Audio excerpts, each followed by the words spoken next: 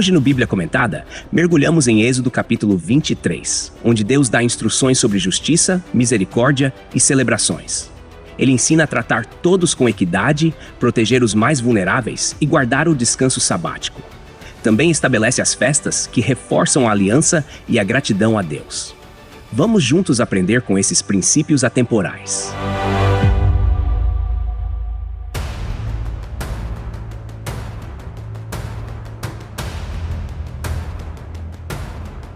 O capítulo 23 do livro de Êxodo, nos versículos de 1 a 9, nos apresenta um conjunto de orientações práticas dadas por Deus ao povo de Israel como parte do pacto estabelecido no Monte Sinai. Esses preceitos são instruções claras sobre como os israelitas deveriam se comportar em questões de justiça, verdade, misericórdia e equidade. A aplicação dessas leis visava moldar a sociedade israelita como uma nação santa, distinta das demais por refletir o caráter justo e compassivo de Deus. Essas ordens não eram meras regras civis, eram expressões do compromisso divino em estabelecer uma comunidade fundamentada na integridade e na fidelidade à sua vontade. No versículo 1, lemos: "Não espalhem notícias falsas, nem deem mão ao ímpio para ser testemunha maldosa." Aqui, Deus proíbe a difamação e o falso testemunho, um mal que corrói qualquer sociedade. O conceito de verdade é essencial para a justiça. No contexto da época, os tribunais dependiam das testemunhas, já que não havia tecnologias modernas para a investigação. A palavra de alguém poderia absolver ou condenar. Este mandamento vai além do tribunal, abrangendo toda a vida comunitária. A integridade nas palavras reflete o temor a Deus e o respeito ao próximo, enquanto o engano revela desprezo pela santidade de Deus e pelo valor da vida humana. Nos dias atuais, podemos aplicar esse princípio em nosso convívio diário, evitando espalhar rumores, maledicências ou informações duvidosas que prejudiquem os outros. Versículo 2 amplia essa ideia. Não acompanhem a maioria para fazer o mal, nem sejam parciais em uma causa, inclinando-se para a maioria a fim de perverter a justiça.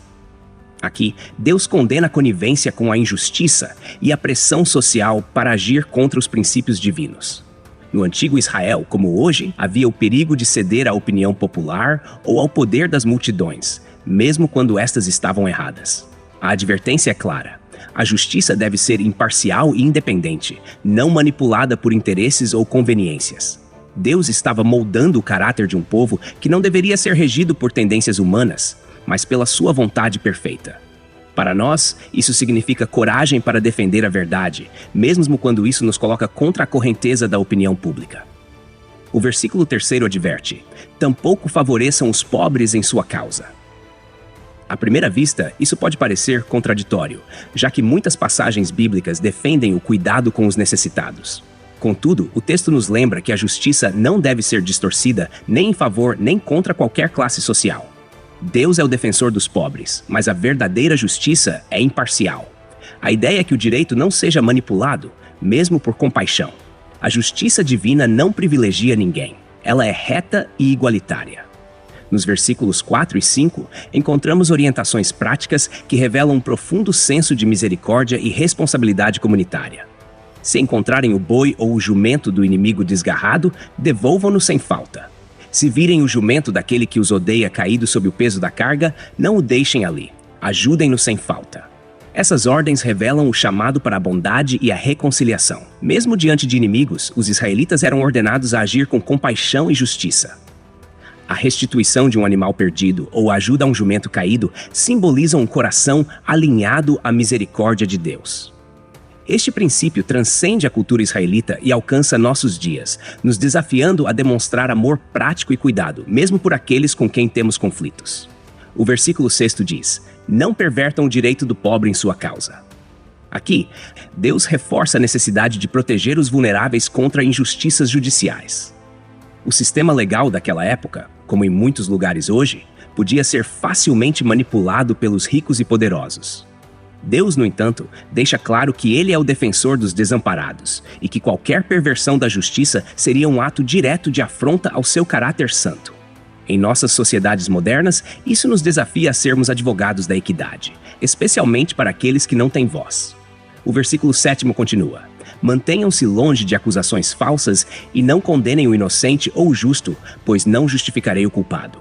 Este preceito sublinha a santidade da justiça divina. O sistema legal humano é falho, mas Deus exige de seu povo uma diligência que reflita sua perfeição. Ele deixa claro que mesmo a mínima injustiça será punida. Para nós, isso significa responsabilidade em não participar de julgamentos precipitados ou promover injustiças, seja no tribunal, seja na vida cotidiana. O versículo 8º aborda a corrupção.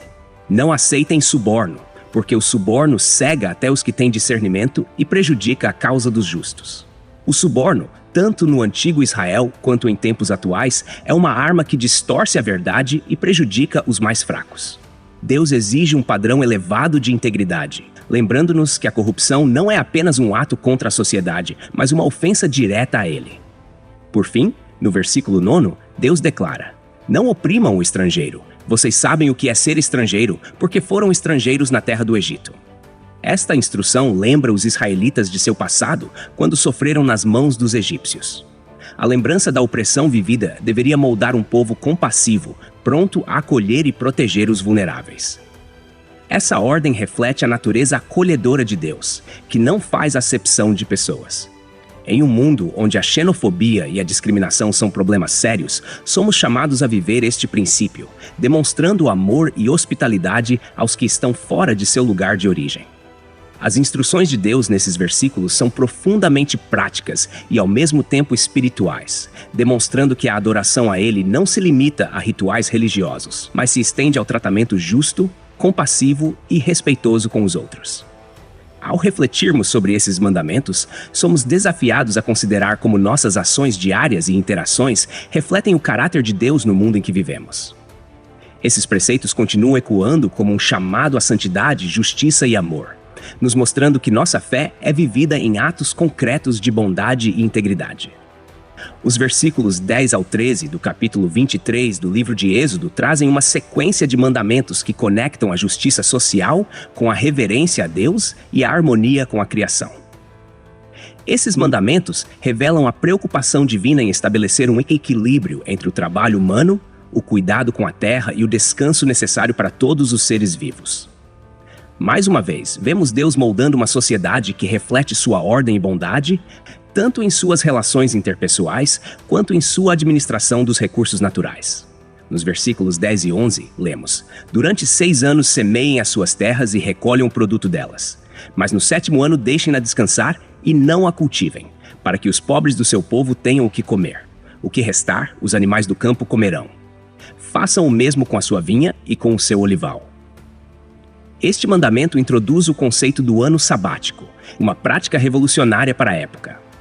No Antigo Oriente Médio, as sociedades eram amplamente agrícolas, e a ideia de deixar a terra descansar por um ano inteiro poderia parecer impraticável do ponto de vista econômico.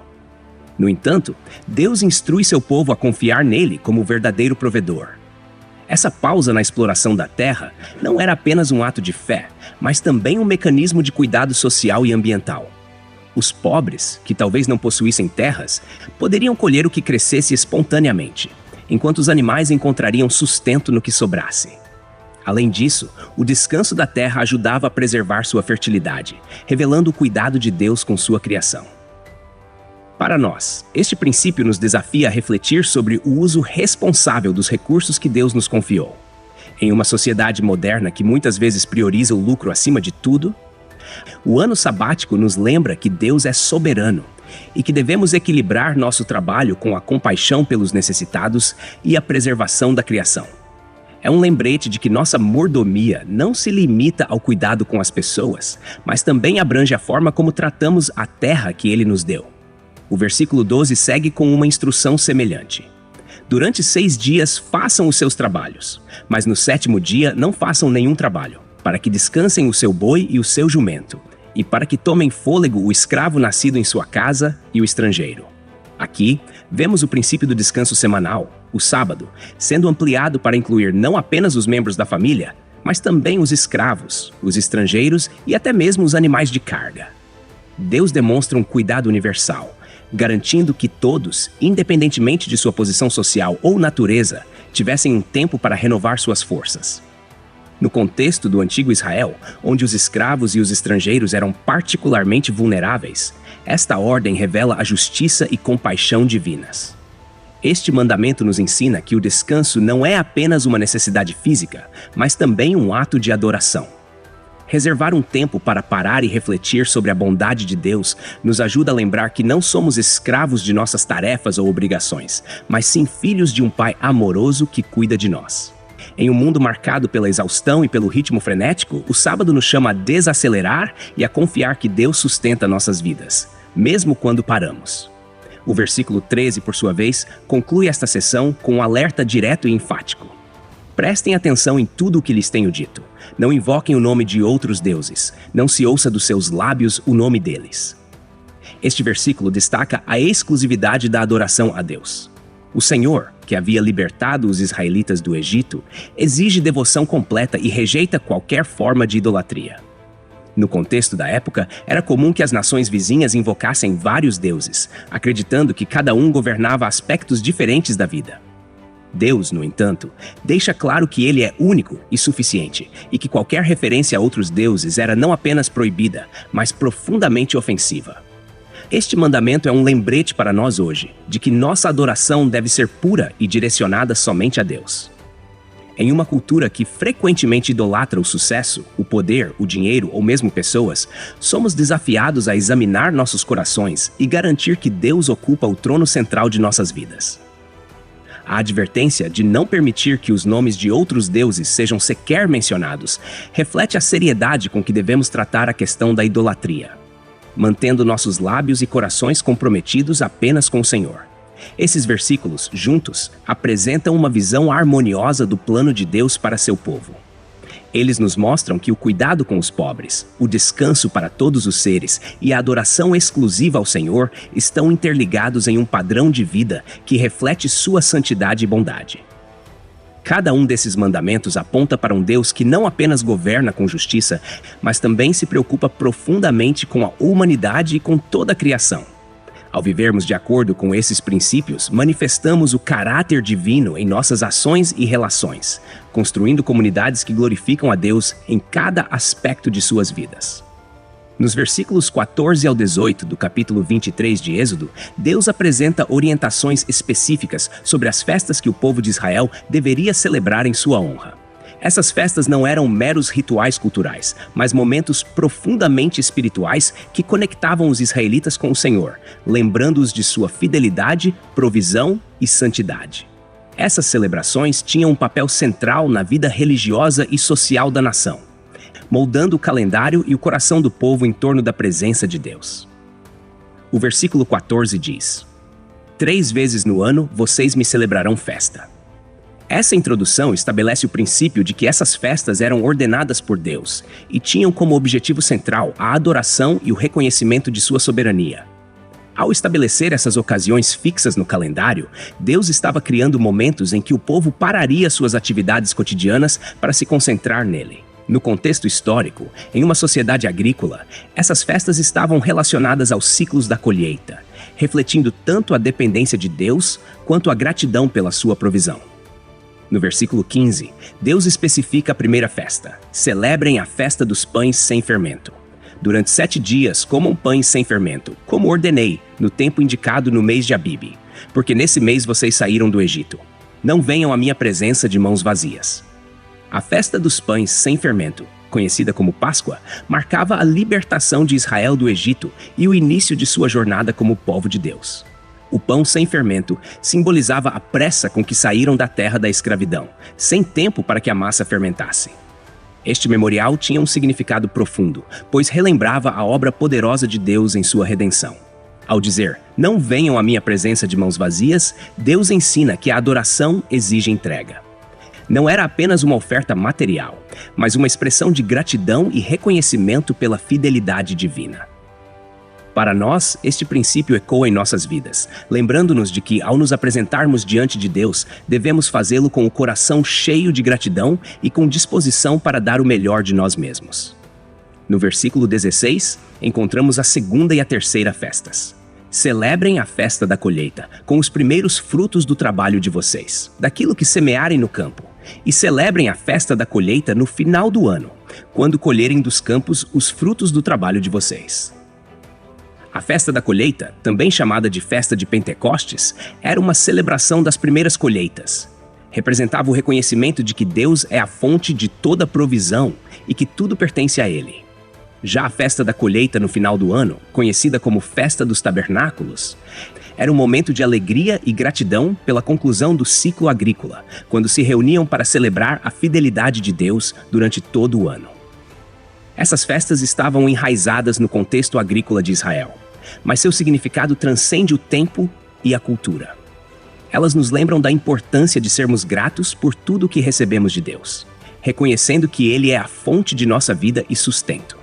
Em um mundo onde o materialismo e a autossuficiência frequentemente obscurecem nossa dependência de Deus, essas celebrações nos desafiam a cultivar um coração humilde e grato. O versículo 17 reforça a obrigatoriedade dessas festas. 3 vezes no ano, todos os homens se apresentarão diante do soberano Senhor. Esta exigência sublinha o caráter comunitário da adoração em Israel. Essas reuniões eram momentos em que toda a nação se unia diante de Deus, reconhecendo sua autoridade e celebrando sua bondade. Para os homens, especialmente, era um lembrete de seu papel como líderes espirituais em suas famílias, demonstrando sua dependência de Deus em todas as áreas da vida. No versículo 18, Deus dá mais um mandamento relacionado à pureza no culto. Não ofereçam o sangue de um sacrifício junto com pão fermentado. A gordura das ofertas da minha festa não deve ser guardada até a manhã seguinte. Este versículo contém 2 instruções específicas sobre os sacrifícios.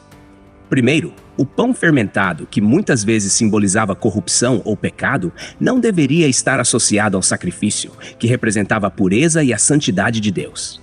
Segundo, a gordura das ofertas, considerada a melhor parte, deveria ser totalmente consumida, indicando que o sacrifício deveria ser feito com total dedicação e sem reservas. Essas orientações apontam para a santidade de Deus e a necessidade de pureza em nossa adoração. O culto a Deus não pode ser misturado com impurezas ou feito de maneira descuidada. É um ato de reverência e dedicação total que reflete a santidade do próprio Deus. Para nós, isso significa que nossa adoração deve ser sincera, sem hipocrisia ou segundas intenções, e marcada pelo desejo de honrar a Deus acima de tudo. Esses versículos nos mostram como Deus estabeleceu um padrão elevado de adoração e gratidão em Israel, conectando o povo à sua obra redentora, à sua provisão constante e à sua santidade incomparável. Essas festas e mandamentos, embora enraizados no contexto cultural e agrícola da época, continuam a ecoar princípios eternos que moldam nossa relação com Deus e com o próximo. Eles nos chamam a celebrar, a agradecer, a adorar e a viver de maneira que reflita o caráter santo e fiel do Senhor. Os versículos 20 ao 26 do capítulo 23 de Êxodo introduzem uma mudança no foco do texto, passando das instruções sobre justiça para uma promessa clara de proteção, provisão e direção divina. Deus apresenta a figura de um anjo que ele enviará para guiar o povo de Israel em sua jornada à Terra Prometida. Este trecho revela o cuidado contínuo de Deus com seu povo, destacando a necessidade de obediência, fidelidade e confiança em sua liderança. O versículo 20 inicia com a declaração: Eis que eu envio um anjo adiante de vocês para guardá-los no caminho e para levá-los ao lugar que preparei. A menção ao anjo é significativa, pois ele não é um ser comum, mas um mensageiro divino que age com a autoridade e o poder de Deus.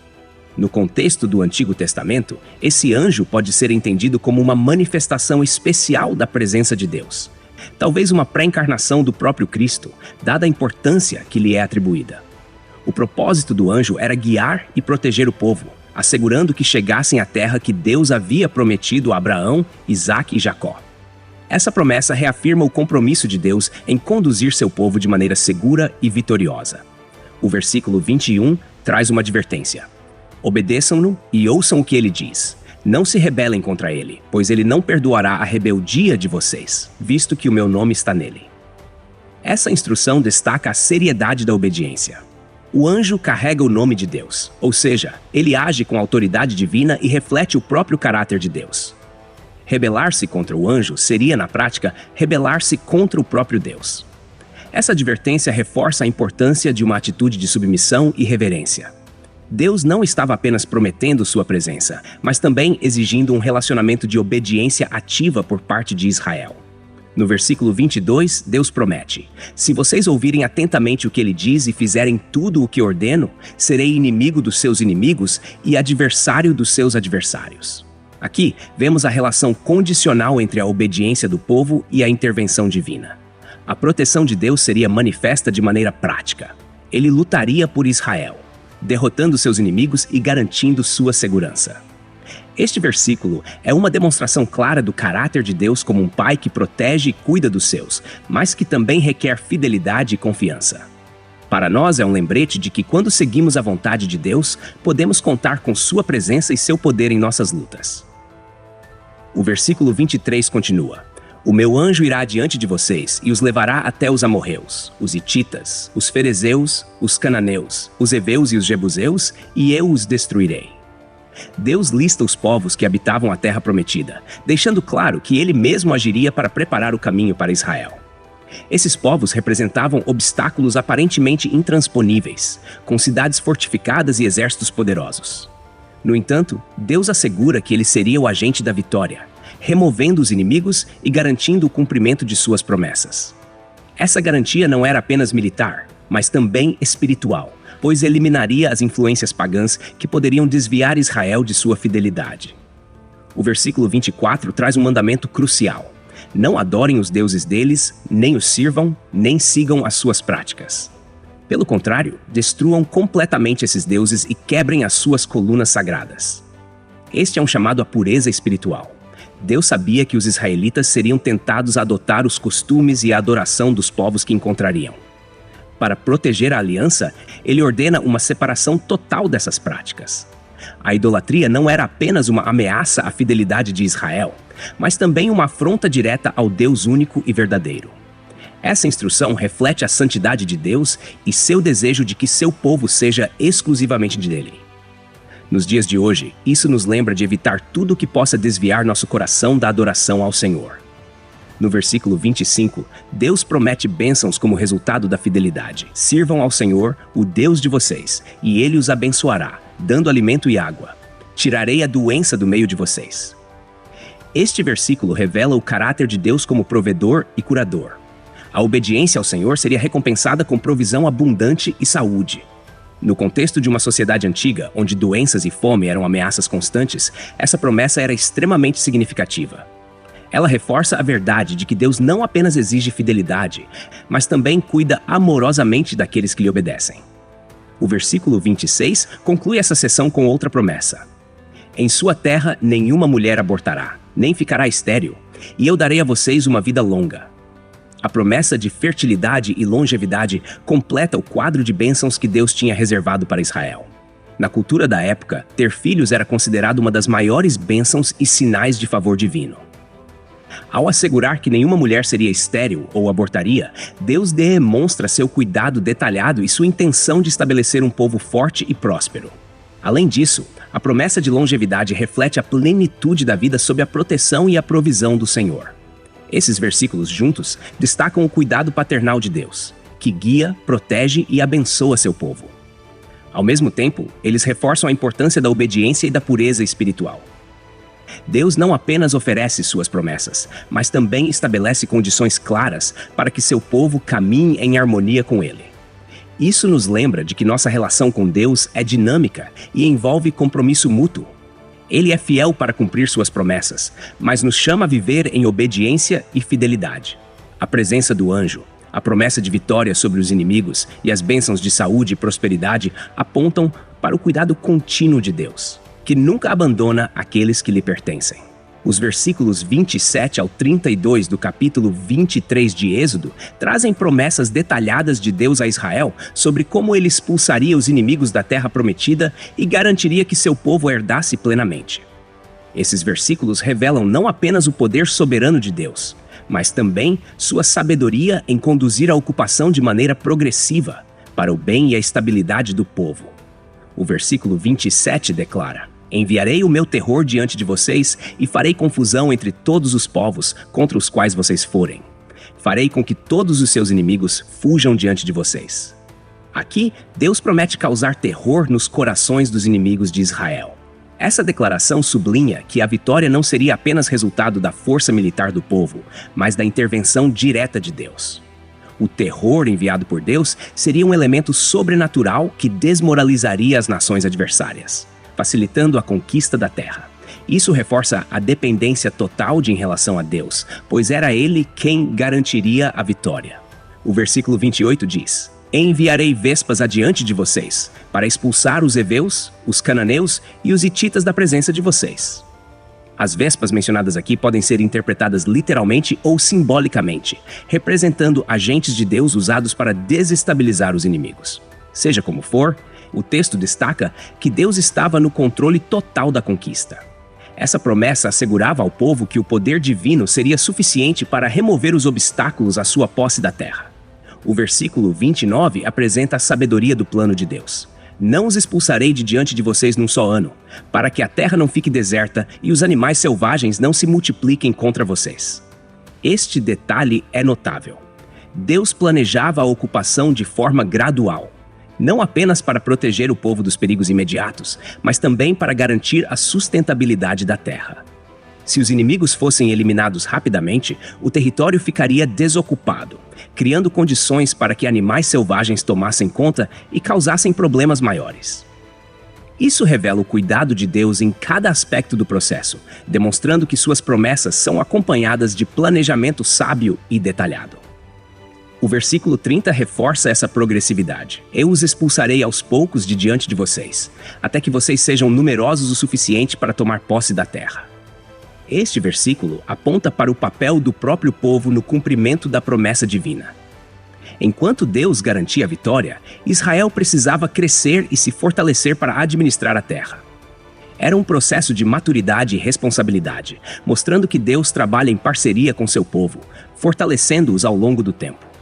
Nos versículos 31 e 32, Deus especifica os limites territoriais e reafirma a exclusividade da aliança com ele. Estabelecerei as fronteiras de vocês desde o Mar Vermelho até o Mar dos Filisteus, e desde o deserto até o rio Eufrates. Entregarei nas mãos de vocês os habitantes da terra, e vocês os expulsarão de diante de vocês. Não façam acordo com eles, nem com seus deuses. Deus define o território que seria dado a Israel, abrangendo uma vasta área que ia além da ocupação inicial. Esta promessa apontava para o futuro, indicando o pleno cumprimento da aliança abraâmica. Contudo, a condição era clara. Não deveriam fazer alianças com os habitantes da terra, nem adotar sua idolatria. Isso era essencial para preservar a pureza espiritual e a fidelidade do povo a Deus. Ao olharmos para o capítulo como um todo, vemos uma progressão marcante. Deus começa com instruções sobre justiça, enfatizando a integridade nas palavras, no julgamento e no tratamento ao próximo. Ele reforça o cuidado com os pobres, os estrangeiros e até mesmo os animais, destacando a compaixão e a equidade como valores centrais para o seu povo. Depois, ele estabelece celebrações específicas, ligadas à memória da redenção e à gratidão pela provisão divina, criando um ritmo de adoração que estruturava a vida da comunidade. Em seguida, Deus promete sua presença, representada pelo anjo para guiar, proteger e garantir a vitória contra os inimigos. Finalmente, ele detalha como a conquista da terra aconteceria, de forma progressiva e ordenada, com o objetivo de preparar Israel para administrar o território. Esse capítulo é um retrato da justiça, da santidade e da fidelidade de Deus. Ele não apenas estabelece padrões elevados para seu povo, mas também garante sua presença ativa e seu cuidado em todas as áreas da vida. Desde a justiça social até a ocupação da terra prometida, Deus revela seu desejo de que Israel seja um povo separado, moldado por sua lei e guiado por sua presença. Esse modelo fornece um convite para nós hoje, desafiando-nos a viver com integridade, confiar na direção divina e a honrar a Deus em todas as nossas ações, lembrando que Ele é soberano, fiel e digno de toda obediência e louvor.